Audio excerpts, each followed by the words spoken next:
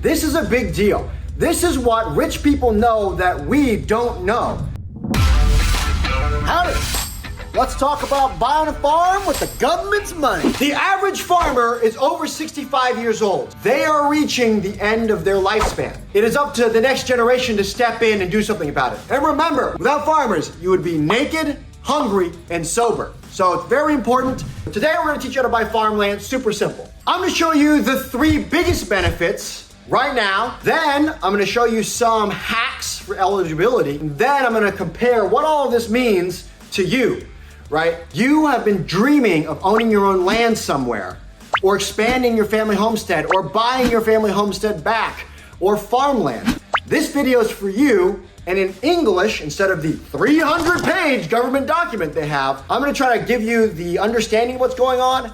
You determine if the juice is worth the squeeze. This is not a how-to video. This is just highlighting why it might be important. There will be links below so you can research more on your own and reach out to your local FSA office. I am uniquely qualified to tell you about how loans work, because if you don't know, I actually have my background in real estate. I own 240 properties. I am in over $6 million in debt personally. I deal with loans, finances, money, all day, every day. Again, this is just how to get some of the best debt that's available out there. What's up, hillbillies? Congratulations! You have decided to get out of the city and get yourself a farm or a homestead. How do you do that? What are we gonna do? I'm gonna go over some resources to you today. By the end of the video, you should know in layman, simple folk terms like me, what the heck things are, where you can find out how you can buy your homestead or expand your homestead and farm with the government's money. So stick around, we're gonna get right to it now. Today, we're gonna be talking about farm ownership loans.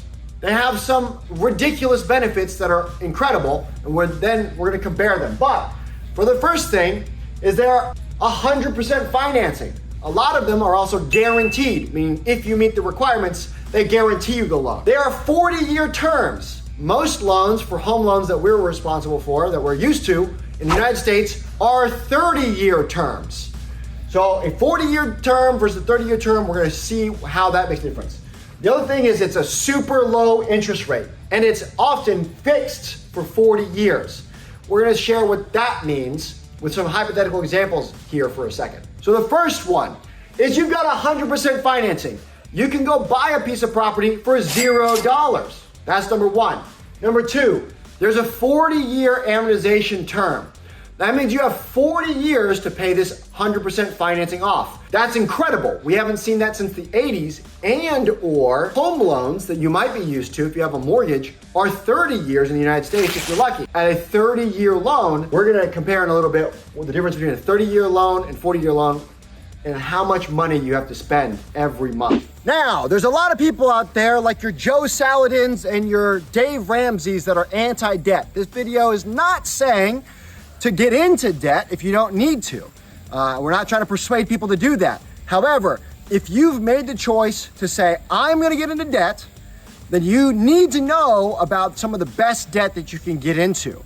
Remember, that money either needs to come from the farm to operate and service your loan, or it needs to come from one partner being in town at a W-2 job. So however you slice and dice it, if you choose to buy land, and you don't have to if you want to start a homesteading or start a farm, we want to make sure you get into the right kinds of debt or the best kinds of debt, as opposed to the opposite, which is very dangerous kinds of debt. And remember, the wealthy play this game all the time. I'm not saying to go get into debt, but if you're going to go into debt, you might as well do it like the rich and wealthy do it, on the government's dime. Ah! Next thing is they have super low interest. Whatever the interest rate is, our government in the United States wants us to farm. They are incentivizing farming, and they are fixing a very low interest rate for us to be able to borrow money to go buy farms. It's a thing they want us to do, which is why the structure's the case.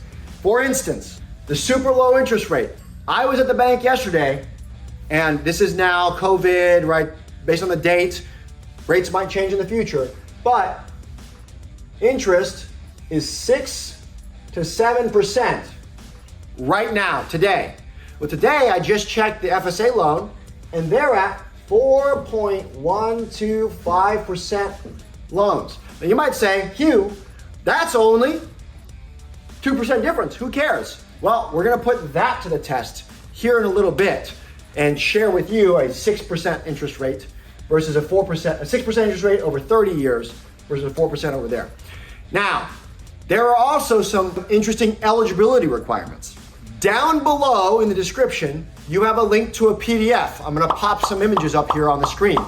Well, you could be guaranteed or get some additional benefits. We're not gonna go into that now, but if you are a minority, either you are American Indian or Native Alaskan, you are Asian, you are a Pacific Islander, you are Black or African American, you are Hispanic, or if you are a woman, then you are considered a socially disadvantaged farmer.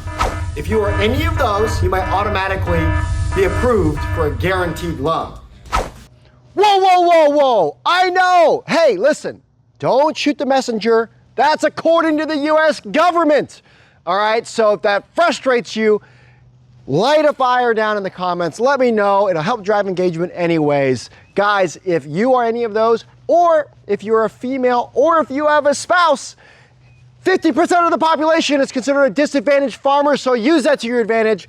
They also qualify. Any of the disadvantaged statuses also qualify you to borrow more. I think at the time of this, it's like $180,000 extra. So, back to the video. Now, in here, in the list, you're gonna have eligibility requirements. That's page 18 through 21. There's one thing I'm gonna go over with you that might help you with that, and it's what people don't want you to know about. Some of the eligibility requirements are going to be that you have 3 years in the last 10 years experience working on a farm. But hillbilly millionaire, how are you gonna do that? I'm trying to buy a farm. How do I have experience on a farm? I'm glad you asked, faceless crowd, faceless hole in the phone I'm staring at. Remember, you can't do this as a person or individual, but you, as an LLC or sole proprietor, can do this. And where did I get this information? I got it from an FSA loan officer. They are incentivized to help us get us into a farm. So before you go down in the comments and you start blowing me, oh, this sounds like fraud. This is from people that I know have gotten this loan through a loan officer who suggested that that's the course of action that we take. Again, your mileage may vary. Do your own research. This is a general outline of what is possible. Remember, you as an individual can't do it. You as a sole proprietor or LLC have a lot better chance of saying, look at my 3 years of tax returns that are amended. Here's a local co-op. I made $700 that year with direct, organic, farm to consumer sales. Bingo. And you owe taxes on that, which you need to be prepared for. In this next section, you should not be doing this as Hugh. So I'm not gonna be doing this as the garden, what I'm talking about. I'm gonna be doing this as Hugh LLC, my company, or as a sole proprietor. Hugh didn't grow it and sell it to Hugh. Hugh's company grew it and sold it to Hugh. All right, here's the strategy. Guys, there's that pesky requirement. What do you do about the 3 years of farm experience? Many of you might have a garden. Doesn't have to be a big garden. You could have something, you could have tomatoes on a patio in the city. Whatever it is, it does not matter. Here's one way we're going to show you have 3 years of farm experience. There is some legwork. It's not hard. I'm going to explain the concept to you today, right now. So you have to have a Schedule F on your tax return if you live in the United States. If you have 3 years of that, congratulations, you have 3 years of farm experience. Well, guess what we have behind me? We got my garden. Let's say I grew 150 cucumbers this season. Then I'm like, okay, I'm gonna go to the bougiest grocery store. I'm gonna go to Whole Foods, I'm gonna go to Mama Jean's, I'm gonna go to whatever, the guy who, you know, has dreadlocks as the cashier, go to one of those, and then go see what the, go see what the cost of the groceries are. Well, guess what? You are now going to claim income and you're gonna take note of the vegetable prices. If I had 150 cucumbers this season, that's $2 a cucumber, congratulations. That is $300. Now I'm going to say I grew this many cucumbers probably last year, and I'm going to say I as a gardener did direct to consumer sales. I was my own customer. I'm going to claim that I paid myself because you saved that money, and now you've got a Schedule F for that year. You do that for 3 years. Now, who would pay $2 for cucumbers? I can hear it. I can hear it through the phone right now. Well, obviously you've never been to a Whole Foods. That's number one. Second thing, oh my gosh, is this fermented pickles? What'd you say? $15 a jar? Wow. Organic, hillbilly raised, non-GMO, gluten-free freaky cucumbers. That's right, $15, Mr. Dreadlocks and Nose Piercings. Dreadlocks and Nose Piercing places, $15. Now you can claim that as income if you want to. That's more farm experience for you. You've got 3 Schedule Fs. Let's say you're like me and tomatoes is what got me into all of this. Then you do it for tomatoes. Look at this. I've got red okra. Now, I don't know where you're at in the country right now or in the world. I've never been to a store ever that sells red okra. It's a boutique thing. I'm doing $10 a carton. I get 2 cartons per plant per season. I got 2 plants that made it, even though I planted 15 okras, but only 2 of them lived. But you live some, you learn some. Boom, $10 times 2 times 2, $40. Look at that. So I got $40 to show. If you've got a garden patio and you've got a small tomato plant, go to the hipster top-notch organic grocery store, find out the cost of tomatoes, and boom, I'm not sure if you can see it over there, but that is pink Brandywine tomatoes. Boom, you got pink Brandywine tomatoes from the hipster top-notch piercing store, and all of a sudden, you're looking at $8 of tomatoes. And how many did you grow a season? And then you now do direct consumer sales for yourself. If you got chickens over here and they're pooping out butt nuggets, that's right. You ate those butt nuggets, and those butt nuggets translate to $5 per carton of eggs. Add all of that up as much as you want and claim them on your taxes as if you made the income. If you were able to offset your income through stuff that you did, then you just show that return. 2019, I'm gonna share this with you guys. This is hilarious. Ready? There is a tree behind me. It's a big old tree. In 2019, I claimed my farm expenses as $61. $61 of a Schedule F. Why did I do that? I did that because I collected walnuts and took it to one of those walnut collection points and got $60 in a bag of walnuts out of it. But guess what? I attempted to make income. I have farm experience. I picked up stuff from the ground. Now you have 3 years of Schedule Fs, and now you can qualify for that loan. Now, hold the phone. Let's say that you are a veteran and you were honorably discharged. Then I think, and don't quote me if I'm wrong, actually let me know in the comments if I am wrong, at least at the time of the shooting, you only need 1 year of farm experience, and your honorable discharge qualifies you in lieu credit. Now there's other forms you gotta fill out that you say, okay, I have 1 year, and this year is my farm year. Next year I'm buying a farm. I'm gonna include this on my Schedule F. Boom, 3 Schedule Fs, you're qualified. I have an announcement. I've got merch coming down the pipe, so by the time you're watching this, maybe it's already here.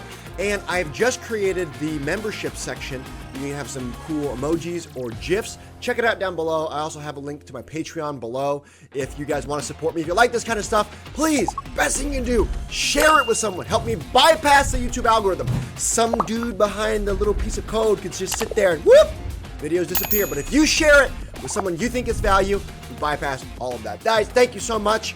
If just a few of you, I mean just less than 1% of you, supported me at the lowest level, like $3 a month or something, it would help me keep the channel alive. I appreciate it, you guys. Let's get back to the video. The next thing you're gonna need to do is you're gonna need to get denied by 2 banks. How are you gonna do that? Well, very simple. You can show up unhygienic. You can show up not prepared. You can go to the wrong type of bank and request the loan. Or my personal favorite, you can open a dialogue, be truthful with the banker, and ask the banker to deny your loan. There you go. Very easy to get denied by banks. Also remember, this is not legal advice. I'm not suggesting you do anything. These are just things that I know people have personally done. Make sure you contact your FSA office and verify with them all the information. Is the juice worth the squeeze? Let's ask that question. We're gonna have a hypothetical, 2 hypothetical situations. They're the same situation, buying with normal finances versus buying with the farm ownership loans. We're gonna have $300,000. Here, we're gonna have an interest rate of 6%, which is the lowest that I found currently if you're gonna go buy a normal house. And you're gonna have a 30-year term. Same thing over here, except for we're gonna break this down in farm loan, right? It's gonna be, as of today, 4.125 interest, and it's a 40-year term. What does that really mean, though? Those are numbers. I'm not used to doing stuff. Calm down. We're gonna do the math right now. If under this scenario, your interest in payment per month, you're gonna be at $1798.65. That is what you would pay monthly. That does not include insurance. That does not include taxes. That's just to service your loan. We're gonna do the same thing right here if you get that same loan from a farm ownership loan. $1,277.24. That's a difference of $521.41 a month is what you save, which equals $6,256.94. Guys, $6,259 a year. This is a big deal. This is what rich people know that we don't know. What could you do with an extra $6,000 on your farm every year forever? All the big boys know this. Big Ag knows this. Big Daddy Bill Gates knows this. It's what the big boys do. So if you want to throw, oh, woe is me, I'm a poor farmer mentality and life's so rough, you can do that as well. But we should all know these things and be able to do them. This is a big deal. Did you see that? $1,200 a month. There's a good chance that unless you live with your parents right now, you are paying for that money. Now, maybe you have to go an hour outside of town to be able to buy these 30 or 40 acres, but you are probably already coming up with this. You probably live in the city, in town. For the cost of rent in town, you could own that land somewhere. Check the links below because I'm gonna be connecting people with farmers. If you're looking to buy farmland anywhere in the US, I might put you in touch with someone who knows what they're doing, so you're not blindsided. So remember, again, for the rent that you're gonna pay in town anyways, you could be buying your own farmland.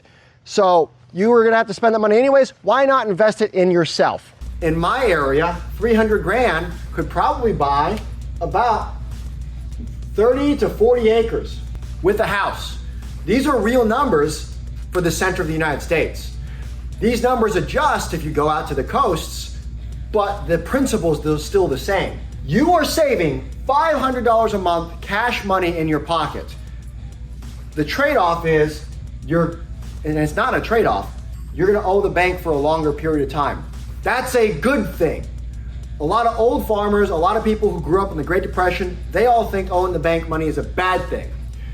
I'm telling you right now, I can go and buy 30 acres of land with this farm loan for $1,200 a month.